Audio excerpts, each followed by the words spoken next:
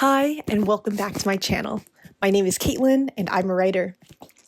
So today I'm going to be talking about how I plotted and outlined my first fantasy novel. So I'm going to talk about my process and thoughts and things I learned along the way. So if you watched my last video, I mentioned that I was pantsing that said fantasy novel, but I have since shifted strategies in a new direction because when I sat down to write or pants, which is just like going with the flow, just sitting down, not playing anything.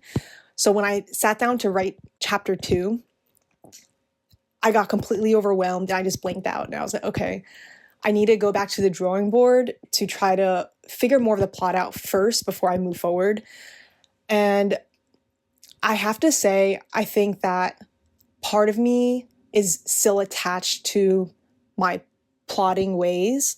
So plotting feels more natural to me, especially after working on Project Gold, which I began by pantsing it. And so my first draft, I completely just pantsed it. But every time I revised it, I actually used more plotting methods. And I think the structure of that I like that more just because it gives me a checklist. I get to go down a list and it helps me to write more efficiently, which is not to say that I believe in wasted words with writing, but it just gives me a clearer purpose and more clarity on what I'm doing, which I really like to do when I'm working on projects, especially something as long as a novel versus something like poetry or a short story where you can kind of get away with feeling out the story. But a novel is a much bigger time commitment. So I decided I wanted to try to plot my first fantasy novel. Once I decided that I'm not going to pants this project, I want an outline, I just sat down and let all my ideas pour out. So I just info dumped everything about the world and the characters into one document. Oh yeah, by the way, I use Scrivener for all of my writing projects. And Scrivener, you do have to pay a fee to purchase it. I bought it when I was still in college, so they have a student discount. But I have other friends who mentions that they use Reedsy. I'll link that somewhere. But they said that they really enjoyed Reedsy as a free option to Scrivener. However, I would recommend Scrivener for anyone who's, thinking about what platform to use. I've worked with Google Docs in the past, but people have had really bad horror stories with losing entire manuscripts in Google Docs. And, there's also that whole thing about Google Docs taking your work for AI. I don't know if that's true or not. That's just what I've heard. So keep that in mind. I also have Word, but it's impossible for me to work with if I'm trying to draft a much longer project because you can't really jump around in, like if you want to organize, especially if you want to outline, it's really hard to do that because it's just one continuous document versus in Scrivener, I can really work in sections and I can move things around so much easier. It's literally made for writers, and no, this is not sponsored. This is just the platform that I used and it works for me. But anyway, yeah, I just opened up Scrivener. I info dumped everything that I knew so far about the story that I wanted to do. And actually, because I was feeling so overwhelmed with the fantasy project that I was working on before, because like I said, I want to write a whole series or a whole saga, but because I was so overwhelmed, I decided that I wanted to write the prequel to the prequel. So I wanted to write kind of like the founding story of this world. It's really like the founding story of this whole universe that's going to set up all the events for the future novels in this saga. So a little bit about it. It's a loose Demeter and Persephone retelling. I just really love mother-daughter stories, and I feel like the Demeter Persephone myth is usually retold nowadays with more of a focus on Persephone and Hades, and there isn't a lot of space for the relationship with Demeter or anything about Demeter's character. But in this retelling, I kind of want to focus more on Demeter and Persephone. Hades, of course, will play a big role. He will be, actually, no, I don't want to spoil too much, but yes, this is going to be Demeter Persephone retelling with a lot of different aspects that I will potentially share more on this channel in the future, but not right now. But that's what I'll let you know about the story for now. Okay, so once I went in chronological order, everything I need to know. So for this story, I needed a lot of backstory to set up the narrative that I'm telling in present time. That all the backstory that I need to know about Demeter and about the world. So I just wrote in chronological order from the very beginning, detailing, Demeter's backstory, and then starting at the beginning point of the novel. So from there, I just wrote every single plot point that I can think of all the way down to the end. Once I got that all down on one document, I opened up Scrivener, and like I said, you can organize things in folders and in scenes in Scrivener. So I just divided it into 3 parts, or like 3 acts. And what helped me structure everything was Save the Cat Writes the Novel beat sheet, which I'll show here. But this was a very useful resource for me, which was recommended to me by another writer. Well, actually, yeah, multiple people have recommended this novel to me. I haven't read the whole thing in full, but from what I've looked at, it's very useful just for structure and plot-wise and character development. If you want to develop your story further, it has a lot of good information. And they also give a beat sheet about the plot. So based on that beat sheet, I was able to kind of fit the story plot that I had already written down on that doc, and I molded it around, very loosely around that beat sheet, just to make sure that I was following a good contour with the story. It was going at a good pace, and I could have good character development throughout the plot, so it's not too plot or too character heavy.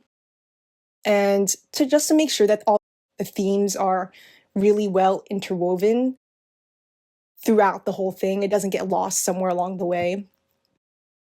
To me, I found this to be a little easier because I am doing a myth retelling, so I had a basis to work off of. But it was honestly the most fun part of this for me was inserting my own ideas into the story. So yeah, it's a loose retelling. Most of this is ideas that I have from the fantasy novel that I already thought about before, and I'm just inserting this into this project. But yeah, once I broke the document into 3 acts, and then from there I created a different folder for each chapter. And so within each chapter, I would just write a little description of what needs to happen in that chapter.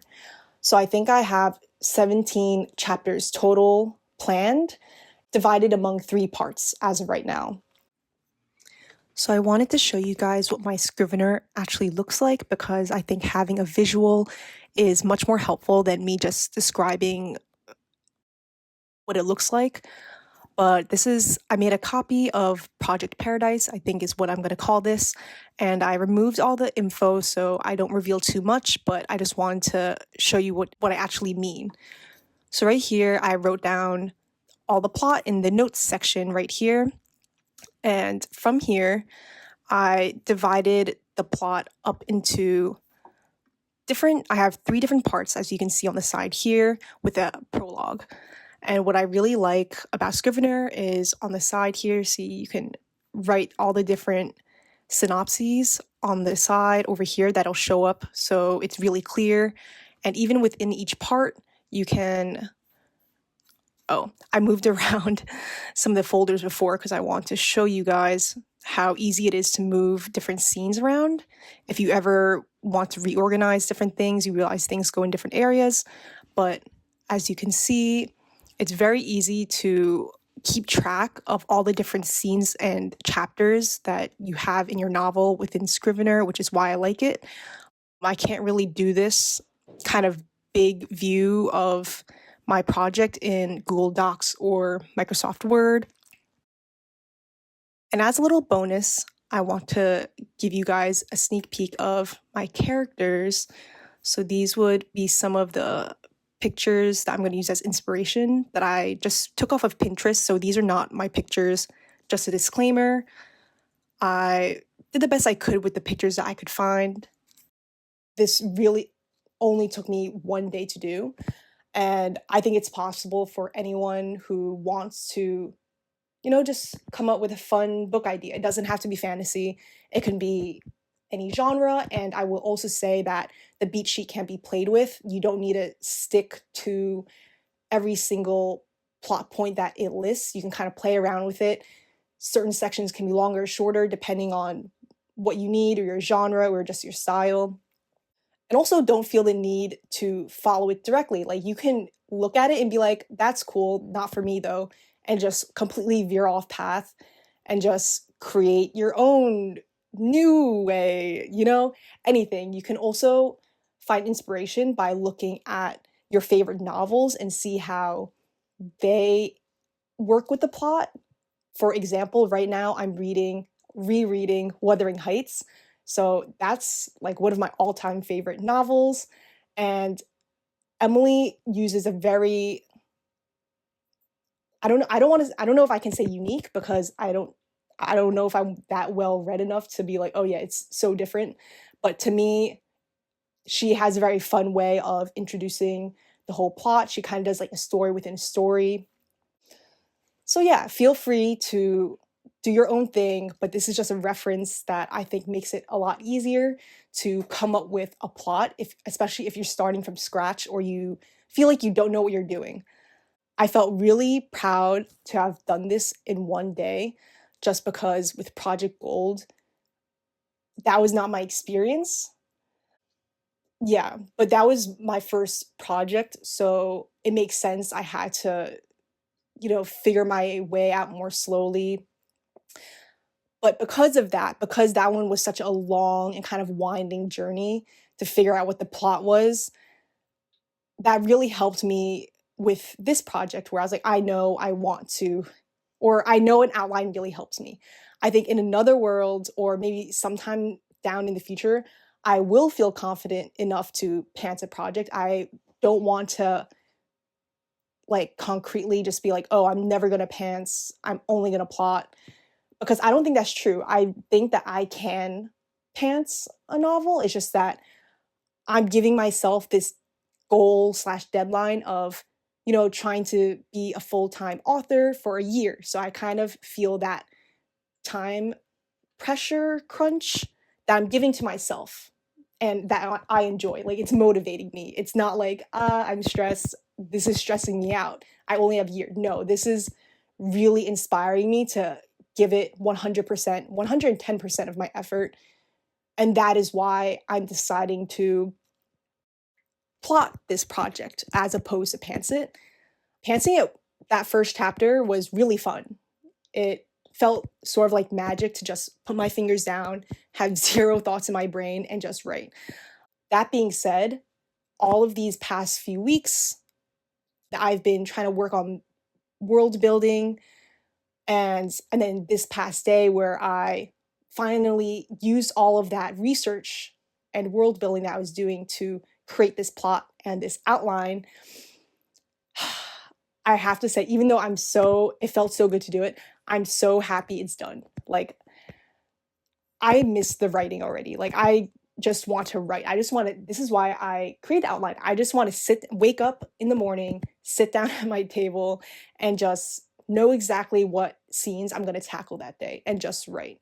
Because to me, that is what is the fulfilling, exciting part of writing for me, is the actual act of doing it. It's not the brain part where I'm trying to come up with plot or character development, you know. It's more so really getting in the zone where I can feel the scene taking shape and I know which direction I want to take it, and I could hear the dialogue in my head and the characters are really clear to me. Like, that is so like exhilarating. Like, it almost gives me a sort of like, I'm gonna say a rush. Yeah. So that's the really fun part about writing for me, and that is what my next steps are going to look like. Now that I have this outline, I'm so happy I can just get back into writing. As a bonus, here's a sneak peek of the Pinterest board I made for Project Paradise. Maybe I'll do a different video where I describe how I use Pinterest, but yeah, I use different sections. I just began, so typically I would have more sections than this. Right now I have one for characters, but typically I would have another one for maybe costume or world or architecture or anything like that. But as of right now, this is what my Pinterest board looks like, and I'm just going to use this as a mood board that I'll keep on my second monitor on the background while I write Project Paradise, just to keep the atmosphere and the mood in mind as I'm writing. Maybe I'll do some more writing vlogs in the future, or take you guys with me to do some cafe dates.